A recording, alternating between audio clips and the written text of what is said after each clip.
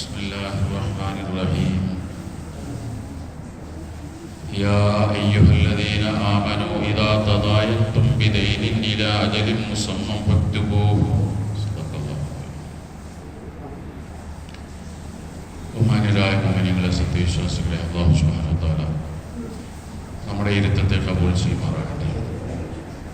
അങ്ങനെ സംഭവിച്ച എല്ലാ ചെറുതും വലുതുമായ പാപങ്ങളും പടച്ചതമ്പുരാന്റെ വിശാലമായ മഹഫറത്ത് നൽകി അനുഗ്രഹിക്കുമാറാകട്ടെ. ഈ പരിശുദ്ധമായ റമദാനിനെ അല്ലാഹു നമ്മുടെ അനുകൂല സാക്ഷിയാക്കി തീർക്കുമാറാകട്ടെ.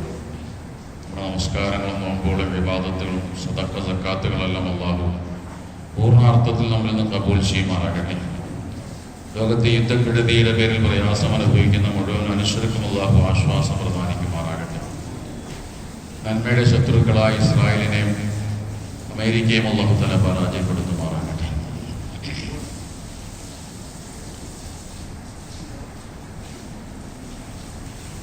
മനുഷ്യരായ നമ്മെ സംബന്ധിച്ചിടത്തോളം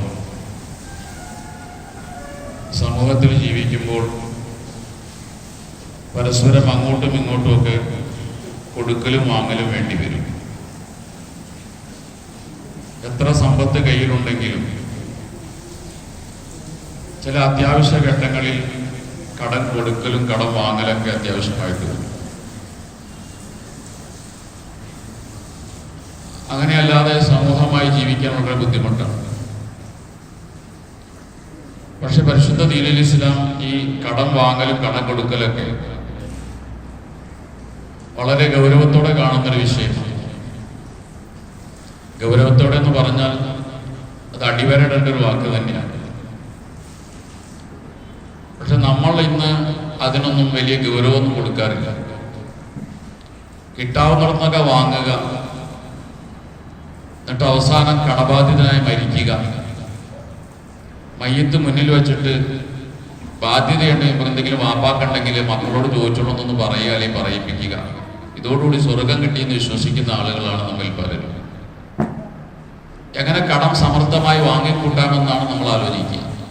അത് ബാങ്കിൽ നിന്നാകട്ടെ, വ്യക്തികളിൽ നിന്നാകട്ടെ, അല്ലെങ്കിൽ കടകളിൽ നിന്ന് സാധനം വാങ്ങിച്ചിട്ട് പൈസ കൊടുക്കാതിരിക്കുന്നതാകട്ടെ, എങ്ങനെയൊക്കെ കടം വാങ്ങിക്കൂട്ടാമെന്നുള്ളത് ഒരു സാമർഥ്യമായി കണക്ക് കൂട്ടുന്ന ഒരു ലോകത്താണ് നമ്മൾ ജീവിച്ചുകൊണ്ടിരിക്കുന്നത്. ഈ വിഷയത്തിൽ ഏറ്റവും വിദഗ്ധരായ കള്ളന്മാരും മുസ്ലിമുകളുമാണ്. നമ്മളെക്കുറിച്ചുള്ള വലിയൊരു പരാതി അതാണ്. കടം വാങ്ങിച്ചാൽ കൊടുക്കൂല എന്നുള്ളതാണ് മുസ്ലിം സമുദായത്തെക്കുറിച്ചുള്ള പ്രധാനപ്പെട്ട ഒരു പരാതി തന്നെ. എന്നാൽ ഈ വിഷയത്തിൽ ഏറ്റവും സൂക്ഷ്മത വേണ്ട ഒരു സമൂഹമാണ് നമ്മൾ. കാരണം ആ വിഷയം നമ്മളൊന്ന് മനസ്സിലാക്കുമ്പോൾ മറ്റേത് വിഷയങ്ങളെക്കാൾ ഇത്ര ഗൗരവത്തോടെ ഖുർആൻ കണ്ട, തിരുനബി സല്ലല്ലാഹു അലൈഹി വസല്ലം കണ്ടൊരു വിഷയം വേറെ ഇല്ല എന്ന് മനസ്സിലാക്കി. പരിശുദ്ധ ഖുർആനിൽ ഏറ്റവും വലിയ ആയത്ത് എന്ന് പറയുന്നത് കടത്തെ കുറിച്ചുള്ള ആയത്താണ്. സൂറത്തുൽ ബഖറയിലെ അവസാന ഭാഗത്തൊരു ആയത്തുണ്ട്. അതാണ് ഖുർആനിലെ ഏറ്റവും വലിയ ആയത്ത്.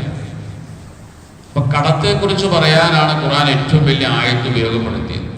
അതിൽ നിന്ന് തന്നെ അതിന്റെ ഗൗരവം മനസ്സിലാക്കണം. യാ അയ്യുഹല്ലദീന ആമനൂ, സത്യവിശ്വാസികളെ, ഇദാ തദായൻതും ബിദൈനിൻ, നിങ്ങൾ പരസ്പരം കടമിടപാട് നടത്തുമ്പോൾ ഫക്തുബൂഹു, നിങ്ങളത് എഴുതി വെക്കണം. ആദ്യം പറയുന്ന അതാണ്. കടം വാങ്ങിച്ചാൽ കടം കൊടുത്താൽ എഴുതി വെക്കണം. കടത്തിന് രേഖ ഉണ്ടാകണം. അല്ലെങ്കിൽ പിന്നീട് തർക്കങ്ങൾ ഉണ്ടാകും. തന്നെയല്ല, മരിച്ചു കഴിയുമ്പോൾ കടബാധ്യതയുണ്ടോന്ന് അറിയാൻ കഴിയില്ല. അത് കടബാധ്യതകൾ എഴുതി വെക്കണം എന്നാണ് ഖുർആന്റെ ആദ്യത്തെ നിർദ്ദേശം. എന്നിട്ട് അതിന്റെ വിശദാംശങ്ങൾ ആ ഒരു ആയത്തിലൂടെ ഒരു പേജ് വരുന്നൊരു ആയത്താണ്. ആയത്തിൽ വിശദമായി അള്ളാഹു പറയുന്നുണ്ട്. ആരാണ് എഴുതേണ്ടത്, എന്താണ് എഴുതേണ്ടത്, ആരാണ് സാക്ഷിയാകേണ്ടതൊക്കെ പറയുന്നുണ്ട്. അപ്പൊ കടം എന്നുള്ളത് സ്വാഭാവികമായിട്ടും നമുക്ക് ചിലപ്പോ ഒക്കെ കടം വാങ്ങേണ്ടി വരാം. അതൊരു നിർബന്ധിത സാഹചര്യങ്ങളുണ്ടാകും. വ്യക്തികളാണെങ്കിലും രാഷ്ട്രങ്ങളാണെങ്കിലൊക്കെ കടം വാങ്ങേണ്ടി വരും.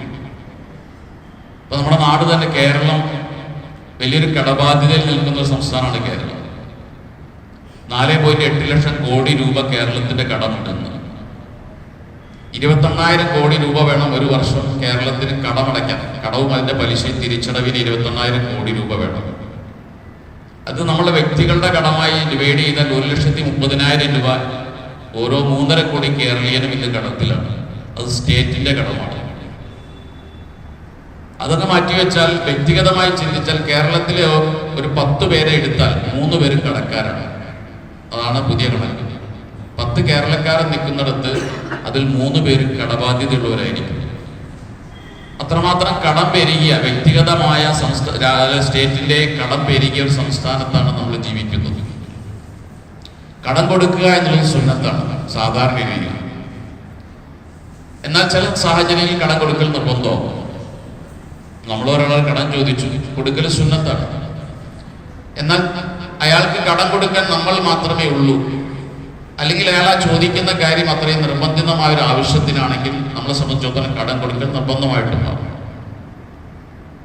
അത് വലിയൊരു പുണ്യമുള്ള കാര്യമാണ് കടം കൊടുക്കുക എന്നുള്ളത്. വിശ്വാസം പറയുന്നുണ്ട്, മക്തൂബുൻ അലാ ബാബിൽ ജന്ന, സ്വർഗത്തിന്റെ കവാടത്തിൽ ഇങ്ങനെ എഴുതി വച്ചിട്ടുണ്ട്, ഒരാളെ സഹായിച്ചാൽ, 1 രൂപ കൊടുത്ത് സഹായിച്ചാൽ അവന് കിട്ടുന്നത് 10 ഇരട്ടി കൂലിയാണ്. 10 രൂപ കൊടുത്ത കൂലി കിട്ടും. എന്നാൽ ഒരാൾക്ക് 1 രൂപ കടം കൊടുത്താൽ കിട്ടുന്നത് 18 ഇരട്ടി കൂലിയാണ്. കടം കൊടുക്കുന്നതിനാണ് കൂലി കൂടുതൽ സദഖ കൊടുക്കുന്നതിനേക്കാൾ എന്ന് സ്വർഗ കവാടത്തിൽ എഴുതി വെച്ചിട്ടുണ്ട്. ഇത് കേട്ടപ്പോൾ സഹാബാക്കൾക്ക് അത്ഭുതം തോന്നി. അതെങ്ങനെയാണ് നബി? ഒരാൾക്ക് വെറുതെ കൊടുക്കുന്നതല്ലേ പുണ്യം കൂടുതൽ കിട്ടുക, കടം കൊടുക്കുന്നതല്ലല്ലോ. കടം കൊടുത്താൽ തിരിച്ചു വാങ്ങുന്നുണ്ട്, വെറുതെ കൊടുക്കുന്നത് തിരിച്ചു വാങ്ങുന്നില്ലല്ലോ. അതിന് പറഞ്ഞ മറുപടി, നിങ്ങൾ സദഖ കൊടുക്കുന്ന ആളുകൾ ഒരുപക്ഷെ ആവശ്യക്കാരനല്ലാതിരിക്കാം, പക്ഷെ കടം കൊടുക്കുന്നയാൾ ആവശ്യക്കാരനാണ്. ഒരു ആവശ്യക്കാരനാണ് നിങ്ങളോട് കടം ചോദിക്കുന്നത്. സദഖ കൊടുക്കുന്നയാള്, അത് വാങ്ങുന്നയാൾ ആവശ്യക്കാരനായിക്കൊള്ളുന്നില്ല. അതുകൊണ്ട് കടം കൊടുക്കുമ്പോൾ നിങ്ങളൊരാളുടെ ആവശ്യം സാധിച്ചു കൊടുക്കുന്നു എന്നുള്ള പുണ്യം അതിനകത്തുണ്ട്. അതുകൊണ്ടാണ് കടം കൊടുക്കുന്നതിന് നിങ്ങൾക്ക് കൂലി കൂടുതൽ കിട്ടാൻ കാരണം. നാളെ അന്ത്യനാളിൽ മഹ്ശറയിൽ വിചാരണയ്ക്ക് ഒരാളെ കൊണ്ടുവരുന്ന കഥ പ്രവാചകൻ പറയുന്നുണ്ട്. ഒരാളെ വിചാരണ ചെയ്തു, ഒരു നന്മയും ആ മനുഷ്യനിലില്ല. അപ്പോൾ അല്ലാഹു തആല ചോദിച്ചു, ഒരു നന്മയും നിന്നിൽ കാണാനില്ല, നിനക്കെന്തെങ്കിലും നന്മ നിന്റേതായി പറയാനുണ്ടോ എന്ന് ചോദിച്ചു. അപ്പൊ അദ്ദേഹം പറഞ്ഞു, പടച്ചവനെ, ഞാനൊരു സാമ്പത്തിക ഇടപാട് നടത്തുന്ന ഒരു കച്ചവടക്കാരനാണ്. ഞാൻ ആളുകൾക്ക് കടം കൊടുക്കാറുണ്ട്, എൻ്റെ കടയിൽ സാധനങ്ങൾ കടം കൊടുക്കാറുണ്ട്. ചില ആളുകൾക്ക് സാമ്പത്തിക പ്രയാസം ഉണ്ടെങ്കിൽ ഞാൻ അവധി നീട്ടിക്കൊടുക്കും. ഒരാഴ്ച പറഞ്ഞവന് ആഴ്ച നീട്ടിക്കൊടുക്കും. തീരെ തരാൻ കഴിയില്ലാത്തവരുടെ കട ഞാൻ എഴുതി തന്നു, ഞാൻ വാങ്ങാറുമില്ല. ഇങ്ങനെ ഒരു നന്മ ഞാൻ ചെയ്തതായിട്ട് എൻ്റെ ഓർമ്മയുണ്ടെന്ന് പറയുമ്പോൾ അല്ലാഹു തആല പറയും, നിന്നേക്കാൾ ഞാനാണ് അതിനർഹൻ. ജനങ്ങൾക്ക് വിട്ടുവീഴ്ച ചെയ്തു കൊടുക്കാൻ നിന്നേക്കാൾ അർഹതയുള്ളയാൾ ഞാനാണത് ചെയ്യേണ്ടത്. അതുകൊണ്ട് നിന്റെ പാപങ്ങളും ഞാനിതാ മാപ്പാക്കിയിരിക്കുന്നു എന്ന് പറഞ്ഞ ആ മനുഷ്യനെ ആ ഒരു നന്മയുടെ പേരിൽ അല്ലാഹു സ്വർഗത്തിലേക്ക് പറഞ്ഞയക്കുമെന്ന് നബി സല്ലല്ലാഹു അലൈഹി വസല്ലം പഠിപ്പിക്കുന്നു. അപ്പൊ കടം കൊടുക്കലും കടം വാങ്ങിച്ചയാൾക്ക് അവധിക്ക് തരാൻ കഴിഞ്ഞില്ലെങ്കിൽ അതിന് കുറച്ച് അവധി നീട്ടിക്കൊടുക്കലും ഒക്കെ വലിയ പുണ്യമുള്ള കാര്യമാണ്. പക്ഷെ ഇന്നത്തെ കാലത്ത് കടം കൊടുക്കുക എന്നുള്ളത് കയ്യിലിരിക്കുന്ന പൈസ കൊടുത്ത് ശത്രുവിനെ ഉണ്ടാക്കുന്ന പരിപാടിയാണ്. ഒരാൾ കടം ചോദിക്കുമ്പോൾ കൊടുത്തില്ലെങ്കിൽ കുഴപ്പമൊന്നുമില്ല, അപ്പോഴേ പണക്കേണ്ടാവുള്ളൂ. കൊടുത്തു കഴിഞ്ഞാൽ പിന്നെ എന്നേക്കുമായി ഒരാൾ പിണങ്ങേണ്ടി വരുന്ന അവസ്ഥയിലാണ് ഇന്നത്തെ കടം കൊടുക്കലുകളുള്ളത്. തിരിച്ചു കിട്ടൂല.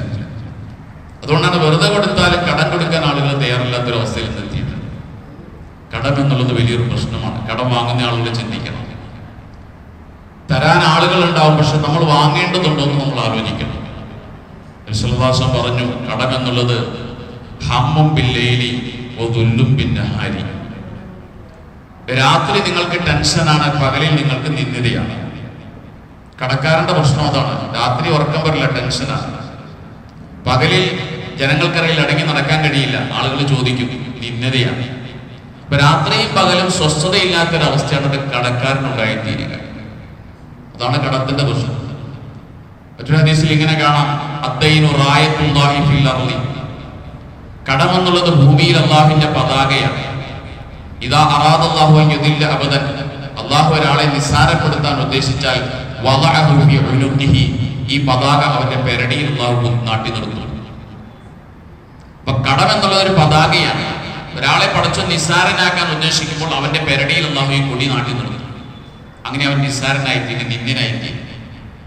സമൂഹത്തിൽ മാന്യന്മാരായി ജീവിക്കുന്ന ആളുകൾ കടബാധ്യത പേറുന്നതിനനുസരിച്ച് നിന്ദ്യന്മാരായിത്തീരുകയാണ്. എത്രയെത്ര ആളുകൾ,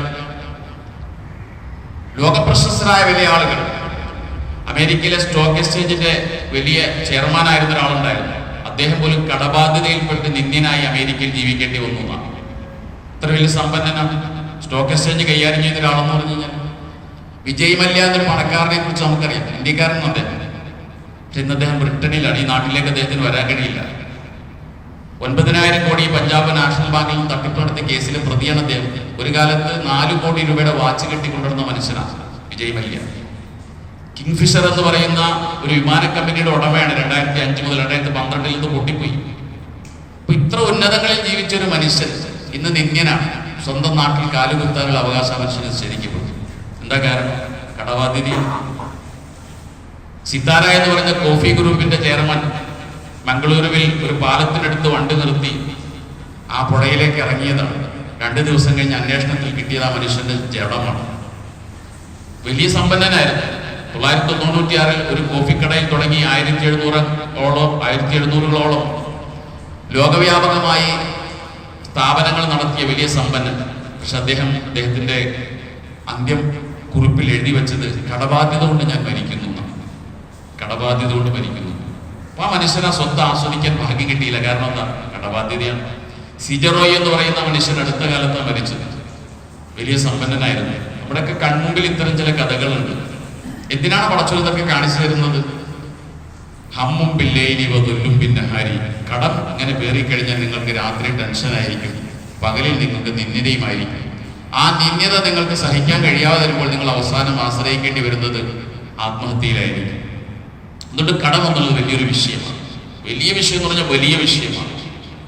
ഒരിക്കലും വിശ്വാസന്റെ ഒരു സഹാബി ചോദിച്ചു, നബിയെ അറഅയ്തൻ ഖുതിൽതു ഫീ സബീലില്ലാഹ്, ഞാൻ അല്ലാഹുവിന്റെ മാർഗത്തിൽ കൊല്ലപ്പെട്ടാൽ എന്റെ പാപങ്ങളൊക്കെ പൊറുക്കപ്പെടുമോ?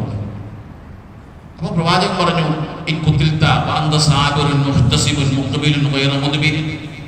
നീ ഒരു യുദ്ധരണാങ്കളത്തിൽ അള്ളാഹുവിന്റെ കൂലി ആഗ്രഹിച്ചുകൊണ്ട് നീ പോരാടി മുന്നോട്ട് നീങ്ങി, നീ ഒരിക്കലും പിന്തിരിഞ്ഞോടിയില്ല. അങ്ങനെ നീ ആ രണാങ്കളത്തിൽ ഷഹീദായി വീണാൽ നിന്റെ പാപങ്ങളെല്ലാം പൊറുക്കപ്പെട്ടു എന്ന് പ്രവാചകൻ സല്ലല്ലാഹു അദ്ദേഹത്തോട് പറഞ്ഞു. അദ്ദേഹം നടന്നു നീങ്ങി. കുറച്ച് നടന്നു നീങ്ങിയപ്പോൾ പ്രവാചകൻ അദ്ദേഹത്തെ തിരിച്ചു വിളിച്ചു. എന്നിട്ട് പറഞ്ഞു, കൈഫ ഖുൽത, നീ എന്താ ചോദിച്ചത്? അപ്പൊ അദ്ദേഹം ചോദ്യം ഒന്നുകൂടി ആവർത്തിച്ചു. ഞാൻ രണാങ്കളത്തിൽ കൊല്ലപ്പെട്ടാൽ എന്റെ പാപം പൊറുക്കപ്പെടുമോ എന്നാണ് എന്റെ ചോദ്യം.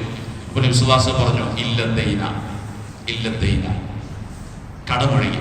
ഇപ്പോൾ ജിബ്രീൽ എൻ്റെ അടുക്കൽ വന്നു പറഞ്ഞു, ഞാൻ നിന്നെ പറഞ്ഞു വിട്ടതിന് ശേഷം ജിബ്രീൽ എൻ്റെ അടുക്കൽ വന്നു പറഞ്ഞു, ആ മനുഷ്യനോട് ഇല്ലദ്ദൈന, കടമൊഴുകി എന്ന് പറയണം. ഒരു മനുഷ്യൻ രക്തസാക്ഷിയാകുക എന്നുള്ള എത്രയൊരു സൗഭാഗ്യമാണ്.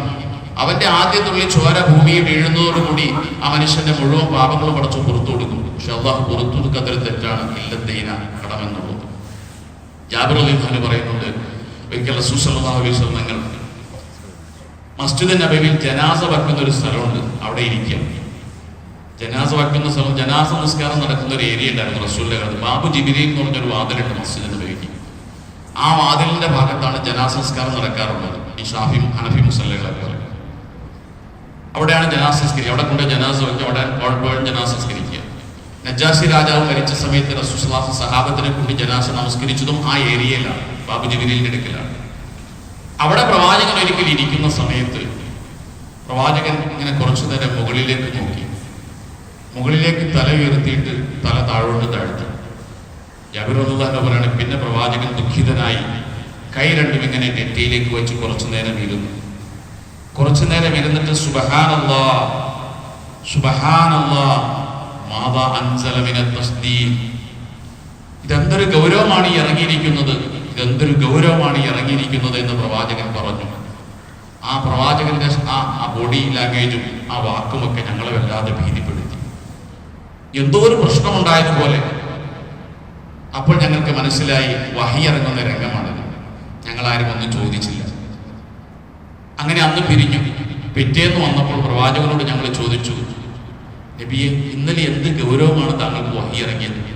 എന്ത് ഗൗരവമുള്ള വിഷയമാണ് താങ്കൾക്ക് വഹി ഇറങ്ങിയത്? അപ്പോൾ നബി സല്ലല്ലാഹു അലൈഹി വസല്ലം പറഞ്ഞു, ഫിദ്ദൈൻ, കടത്തിന്റെ വിഷയത്തിൽ എൻ്റെ അടുക്കൽ ജിബ്രീൽ വന്ന് ചില കാര്യങ്ങൾ പറഞ്ഞു. അതാണ് ഞാൻ ഇത്ര പ്രയാസപ്പെട്ടിരുന്നത്. എന്നോട് പറഞ്ഞത്, ലൗ അന്ന റജുലൻ ഖുതില ഫീ സബീലില്ലാ സുമ്മ ആശ സുമ്മ ഖുതില ഫീ സബീലില്ലാ. ഒരു മനുഷ്യൻ അല്ലാഹുവിന്റെ മാർഗത്തിൽ കൊല്ലപ്പെട്ടു, ഷഹീദായി, എന്നിട്ട് അവൻ അല്ലാഹു ജീവൻ കൊടുത്തു എന്ന് സങ്കല്പിക്കുക. വീണ്ടും അവൻ വേറൊരു യുദ്ധത്തിൽ ഷഹീദായി, വീണ്ടും അല്ലാഹു അവന് ജീവൻ കൊടുത്തു. മൂന്നാമതൊരു പ്രാവശ്യം കൂടി അവൻ ഒരു യുദ്ധകാലത്ത് ഷഹീദായി അള്ളാഹു അവന് ജീവിതം കൊടുത്താലും അവന്റെ പാപങ്ങൾ പൊറുക്കപ്പെടും. ഇല്ലദ്ദൈന, കടമൊഴികെ കടമന് പൊറുക്കപ്പെടില്ല. 3 പ്രാവശ്യം രക്തസാക്ഷിത്വത്തിന് ഈ ഭൂമിയിൽ അവകാശം കിട്ടിയാലും അത് സാങ്കല്പികമാണ്. അങ്ങനെ കിട്ടിയാൽ പോലും ആ മനുഷ്യന്റെ കടങ്ങൾ അല്ലാഹു തആല പുറത്തു കൊടുക്കില്ല, പാപങ്ങൾ അല്ലാഹു തആല പുറത്തു കൊടുക്കും. ഇത്ര ഗൗരവമുള്ള ഒരു വിഷയമാണ്. എന്തുകൊണ്ടാണ് ഈ ഉമ്മത്ത് മനസ്സിലാക്കാത്തതെന്ന് എനിക്ക് മനസ്സിലാവുന്നില്ല. എന്തുകൊണ്ടാണ് ഇതിന്റെ ഗൗരവം മനസ്സിലാക്കാത്തത്? ഇത്ര ഗൗരവത്തിൽ നബി സല്ലല്ലാഹു അലൈഹി വസല്ലം സമീപിച്ചൊരു കാര്യം ഞാൻ പഠിച്ചിടത്തോളം മറ്റൊന്നും കാണുന്നില്ല. ഇത്ര ഗൗരവമുള്ളൊരു വിഷയമാണ് കടന്നുപോയത്. സല്ലല്ലാഹു അലൈഹി വസല്ലം പറയുന്നുണ്ട്, അല്ലാഹു സുബ്ഹാനഹു വ തആല നാളെ അടിമകളെ വിചാരണ ചെയ്യും. അല്ലാഹു അന്ന് കടബാധ്യതകൾ തീർക്കേണ്ടവർക്ക് തീർത്തു കൊടുക്കും. അന്ന് അവിടെ കൊടുക്കാൻ ദിർഹമും ദീനാറും നിങ്ങളുടെ കയ്യിൽ ഉണ്ടാകില്ല. അന്ന് പൈസ ആരുടെ കയ്യിലുണ്ടാവില്ല. നിങ്ങളുടെ കയ്യിലുണ്ടാകുന്നത് നിങ്ങളുടെ ഹസനാത്തുകളായിരിക്കും, നിങ്ങളുടെ നന്മകൾ. കടം കൊടുക്കാനുള്ള ആളെ വെറുതെ വിടൂല പടച്ചോ. അള്ളാഹു നീതിമാനാണ്. അള്ളാഹു നിങ്ങളുടെ നന്മകൾ എടുത്തിട്ട് ആ കടക്കാരന് കൊടുക്കും. അങ്ങനെ അള്ളാഹു അവിടെ പകരം വീണ്ടും കടം വീഴും. നിങ്ങളെ നന്മകളില്ലെങ്കിൽ നിങ്ങളെ അള്ളാഹു തആല നരകത്തിലേക്ക് പറഞ്ഞു. ഇതൊക്കെ നമ്മളെ പഠിപ്പിച്ചിട്ട് നമ്മൾ ഈ നന്മ ഹസനാത്ത് ചെയ്യുന്ന എന്തിനാണ്? ഈ നിസ്കരിക്കുന്നേക്ക് എന്തിനാണ്? ഈ തറാവിഹയ്ക്ക് എന്തിനു വേണ്ടിയാണ്? പരലോകത്ത് പുണ്യം കിട്ടാൻ വേണ്ടിയല്ലേ? എന്നിട്ട് കടബാധ്യതകൾ വാങ്ങിക്കൂട്ടി തിരിച്ചു കൊടുക്കാതെ മരിച്ചു പോയാൽ അവിടെ ചില എന്ത് തറാവി ഉണ്ടാകാനും, എന്ത് നിസ്കാരം ഉണ്ടാകാനും, ഏത് നോമ്പുണ്ടാകാനും ഇതൊക്കെ ആരെങ്കിലും കൊണ്ടുപോകില്ലേ? അതുകൊണ്ട് ഇവിടെ മയ്യത്ത് വച്ചിട്ട് കേവലമുള്ള ഒരു പറച്ചിലുകൊണ്ട് അവസാനിക്കേണ്ട ഒരു കേസല്ലത്. അങ്ങനെ പറയേണ്ട കാര്യമില്ല. അതൊരു പ്രഹസനാണ്. ഞാൻ പറഞ്ഞേക്കാം. മയ്യത്ത് വാപ്പാടെ മയ്യത്ത് ഇവിടെ വച്ചിട്ട് വാപ്പാക്ക് കടബാധ്യത ഉണ്ടെങ്കിൽ മകൻ ഏറ്റു എന്ന് പറയേണ്ട ഒരു കാര്യമൊന്നുമില്ല. അതൊരു പ്രഹസനാണ്. അങ്ങനെ മകൻ ഏറ്റാലും ഏറ്റില്ലെങ്കിലും ഈ മരിച്ചു കിടക്കുന്ന വാപ്പയ്ക്ക് അനന്തര സ്വത്തുണ്ടെങ്കിൽ ആ സ്വത്തുമായി കടബാധ്യത ബന്ധപ്പെട്ട് കഴിഞ്ഞു. മകൻ ഏക്കണമെന്നൊന്നുമില്ല. മകൻ ഏറ്റാൽ വേറെ വിഷയം വരും. മകൻ ഏറ്റാൽ ഈ സ്വത്തിൽ നിന്നും വാപ്പാടെ സ്വത്തിൽ നിന്ന് കടം വീട്ടിയിട്ടില്ലെങ്കിൽ കുറ്റക്കാരൻ മകനായി മാറും. കാരണം മകൻ പറഞ്ഞു ഞാൻ ഏറ്റെന്ന് പറഞ്ഞു. അള്ളാഹു പിന്നെ ചോദിക്കുന്ന മകനോടാ. പിന്നെ മകനോടെ ചോദിക്കും നീ എന്തുകൊണ്ട് വീട്ടിയില്ലാന്ന് ചോദിക്കും. അസേം മകൻ മിണ്ടാതിരിക്കുവാണെങ്കിലോ, അവനിതൊന്നും ഏക്കാതിരിക്കുവാണെങ്കിൽ വാപ്പ ഏക്കാൻ ശിക്ഷ അനുഭവിച്ചു. ഇവന് കുഴപ്പമുണ്ടാവില്ല. ഏറ്റാലുള്ള പ്രശ്നം വീട്ടേണ്ടി വരും. വീട്ടിയില്ലെങ്കിൽ ശിക്ഷ ഇവൻ ഏക്കേണ്ടി വരും. അപ്പൊ സത്യത്തിൽ ഏക്കേണ്ട കാര്യമേ ഇല്ല. പിന്നെ പണ്ടൊരാൾ പറഞ്ഞ അവറാൻകുട്ടി മരിച്ചപ്പോൾ ഏത്തു കൊണ്ടിട്ട് മകൻ മമ്മദ് പറഞ്ഞു വാപ്പയുടെ കടമൊക്കെ ഞാൻ ഏറ്റെടുത്തോളാക്കുന്ന ഉസ്താനെക്കിട്ട് പറയാൻ പറ്റും. ഒരാൾ പറയുന്ന വിളിച്ചു പറഞ്ഞു എന്നാണ് അവറാൻകുട്ടിയുടെ കടമൊന്നും മമ്മദ് തരണ്ട, മമ്മദ് തരാണെങ്കിൽ തന്നാൽ മതി. ഇതൊക്കെ ഓരോരു വാക്കാണ്. പുറത്തിറങ്ങി ചോദിച്ചാൽ ആരാ കൊടുക്കുക? എത്ര പേര് കൊടുക്കും? തന്നെയല്ല അനന്തര സ്വത്ത് എന്ന് പറയുന്നത്, അനന്തര സ്വത്ത് വാപ്പ മരിച്ചപ്പോൾ ഉള്ളതെല്ലാം അനന്തര സ്വത്തുമല്ല. അങ്ങനെ വീതിച്ചെടുക്കുന്നുണ്ടെങ്കിൽ അത് വെട്ടിവിഴുങ്ങലാണ്. അതൊന്നും ഹലാലും അല്ല, ഹറാമാണ്. അതുകൊണ്ടാണ് ഈ മക്കൾ വഴിതെറ്റിപ്പോണത്. മക്കളെ ഹറാമ് തീറ്റിച്ചാൽ മക്കളെ ഹറാമത്ത് പോകും. വാപ്പ മരിക്കുമ്പോഴുള്ള സ്വത്ത് മുഴുവനും മക്കൾക്കുള്ളതല്ല. ഒരാൾ മരിച്ചു കഴിഞ്ഞാൽ അയാളുടെ അനന്തര സ്വത്തിൽ നിന്ന് ആദ്യം ചെലവാക്കേണ്ടത് മയ്യത്ത് സംസ്കരണത്തിന് വേണ്ടിയാണ്. മയ്യത്ത് സംസ്കരണത്തിന് ആവശ്യമായ തുകയാണ് ആദ്യം മാറ്റിവെക്കണം. രണ്ടാമത് കടം വീട്ടണം. ഈ മയ്യത്തിന് 2 തരം കടങ്ങളുണ്ടാകും. ഒന്ന് അള്ളാഹുവുമായി ബന്ധപ്പെട്ട കടം, മറ്റൊന്ന് മനുഷ്യരുമായി ബന്ധപ്പെട്ട കടം. 2 തരം കടങ്ങളാണ് ഈ ഒരു മരിച്ച മനുഷ്യനുണ്ടായിത്തീരുക. ഹനഫി മദ്ഹബ് അനുസരിച്ച് മനുഷ്യരുമായി ബന്ധപ്പെട്ട കടങ്ങൾക്കാണ് പ്രാധാന്യം കൊടുക്കേണ്ടത്. മുഴുവൻ കടവും വീട്ടാൻ സ്വത്ത് തികയുന്നില്ലെങ്കിൽ മനുഷ്യരുമായി ബന്ധപ്പെട്ട കടങ്ങൾക്കാണ് ഹനഫി മദ്ഹബിൽ പ്രാധാന്യമുള്ളത്. ഷാഫി മദ്ഹബിൽ അള്ളാഹുമായി ബന്ധപ്പെട്ട കടങ്ങളാണ് ചിന്തിക്കപ്പെടേണ്ടത്. അതുപോലെ ഹനഫി മദ്ഹബ് അനുസരിച്ച് മരിച്ചയാളുടെ മയ്യിത്ത് സംസ്കരണം കഴിഞ്ഞു കഴിഞ്ഞാൽ പിന്നെ കടബാധ്യതകളാണ് ശ്രദ്ധിക്കേണ്ടത്. അള്ളാഹുമായി ബന്ധപ്പെട്ട കടമുണ്ട്. അതേതാണ്? ഹജ്ജ് ചെയ്തിട്ടില്ലെങ്കിൽ ഹജ്ജ് ചെയ്യാനുള്ള പൈസ മാറ്റി വെക്കണം. സക്കാത്ത് കൊടുത്തിട്ടില്ലെങ്കിൽ എത്ര കൊല്ലം സക്കാത്ത് കൊടുക്കാനും നോക്കണം. 50 കൊല്ലം സക്കാത്ത് കൊടുത്തിട്ടില്ലെങ്കിൽ 50 കൊല്ലത്തെ സക്കാത്ത് അങ്ങ് മാറ്റി വെക്കണം. മിക്കവാറും മക്കൾക്കൊന്നും ഉണ്ടാവില്ല. മക്കൾ ഇങ്ങോട്ട് ഇടേണ്ടി വരും. ഞാൻ പറഞ്ഞ് വെട്ടി വെടുങ്ങുന്നൊന്നും ഹറാം ഹലാലാവുക എന്ന് പറഞ്ഞത്. 50 കൊല്ലത്തെ സക്കാത്തിന് സക്കാത്ത് അങ്ങ് മാറ്റി വെക്കണം. പിന്നെ കഫാറത്തുകൾ, പ്രായജിത്തങ്ങൾ കൊടുക്കാനെങ്കിൽ പ്രായജിത്തം മാറ്റി വെക്കണം. ഹനഫി മദ്ഹബ് അനുസരിച്ച് നിസ്കാരം ഖളാ ഉണ്ടെങ്കിൽ ഒരു വഖത്ത് നിസ്കാരത്തിന് 2 മുത്ത്. ഈ മയ്യത്ത് വസിയത്ത് ചെയ്തിട്ടുണ്ടെങ്കിൽ ഒരു നിസ്കാരത്തിന് 2 മുത്ത് വീതം മാറ്റി വെക്കണം. 50 കൊല്ലം നിസ്കരിച്ചില്ലെങ്കിൽ എത്ര മുത്ത് വരും? ഒരു നോമ്പിന് 2 മുത്ത് ഹനഫി മദ്ഹബ് അനുസരിച്ച് വസിയത്തിൽ മാറ്റി വെക്കണം. ഒരു നോമ്പിന് 2 മുത്ത്. അപ്പൊ ഇങ്ങനെയൊക്കെ മാറ്റി വെച്ച് കഴിയണം. ഇതൊക്കെ പടച്ചോനുമായി ബന്ധപ്പെട്ട ബാധ്യതകളാണ്. മയ്യത്ത് വസിയത്ത് ചെയ്തിട്ടുണ്ടെങ്കിൽ ഇതെല്ലാം അങ്ങ് മാറ്റണം. ഇത് മാറ്റിയിട്ടാണ് പിന്നീട് മനുഷ്യരുമായി ബന്ധപ്പെട്ട കടത്തെക്കുറിച്ച് ആലോചിക്കുക. പിന്നെ മനുഷ്യരുമായി ബന്ധപ്പെട്ട കടവ് വീട്ടിൽ കഴിഞ്ഞിട്ട് ബാക്കി എന്തെങ്കിലും ഉണ്ടെങ്കിൽ പിന്നെ അപ്പോൾ പിന്നെ വീതിക്കാനായിട്ടില്ല. പിന്നെ മൂന്നാമത് പരിഗണിക്കേണ്ട വസിയത്താണ്. മിമ്പാതി ദൈനി വസിയത്തിൽ യൂസിബിഹി. പിന്നെ വസിയത്ത്, ഈ മയ്യത്തിന് എന്തെങ്കിലും വസിയത്തുണ്ടെങ്കിൽ ആ വസിയത്ത് നടപ്പിലാക്കണം. പള്ളിക്ക് ഇത്ര കൊടുക്കാൻ പറഞ്ഞാൽ അത് കൊടുക്കണം, മദർസയ്ക്ക് കൊടുക്കാൻ പറഞ്ഞാൽ അത് കൊടുക്കണം. ഇതും കഴിഞ്ഞിട്ട് എന്തെങ്കിലും ബാക്കി ഉണ്ടെങ്കിലാണ് ഈ മക്കൾക്ക് വീതിക്കാനുള്ളൂ.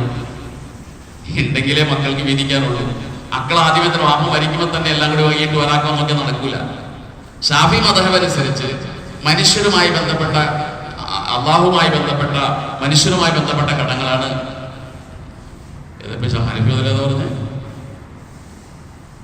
മനുഷ്യർക്ക് ഷാഫി മദ്ഹബിൽ അള്ളാഹുമായി ബന്ധപ്പെട്ട കടങ്ങൾ എന്ത് ചെയ്യുക?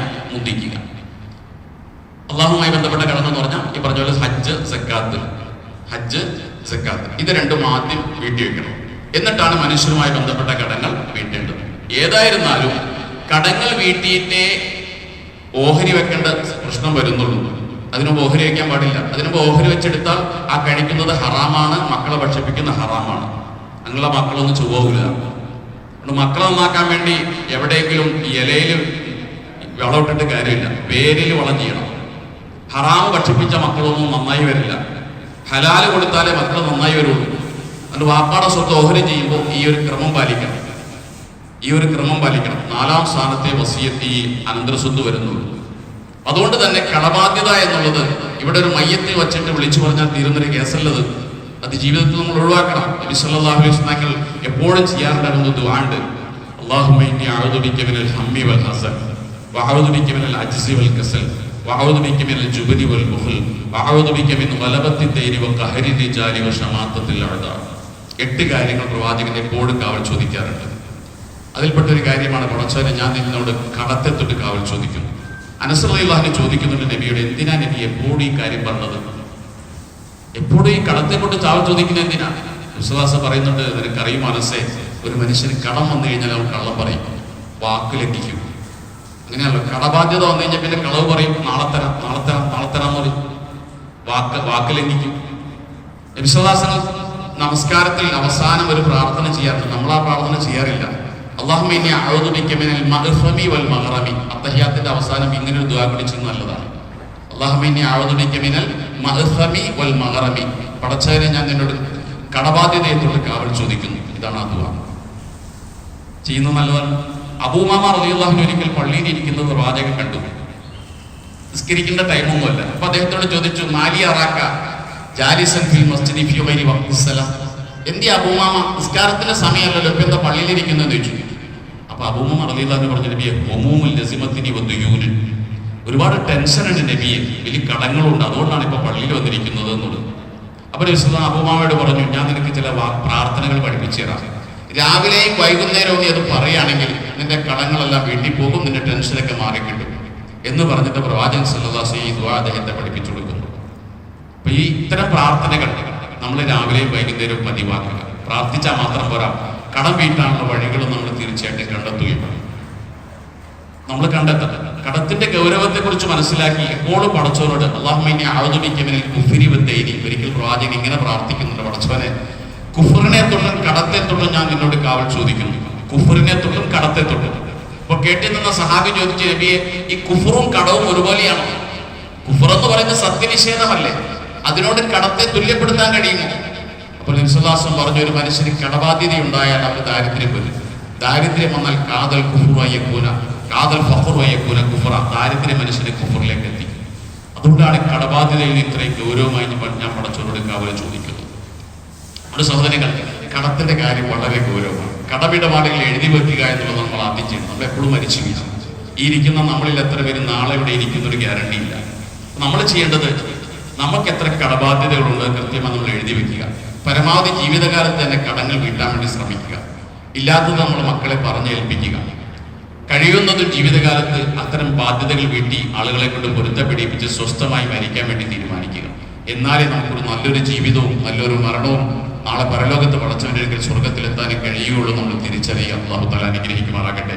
എല്ലാവിധ കടബാധ്യതകളൊന്നും പടച്ചോ നമ്മളെല്ലാം കാത്തുരക്ഷിക്കുമാറാകട്ടെ.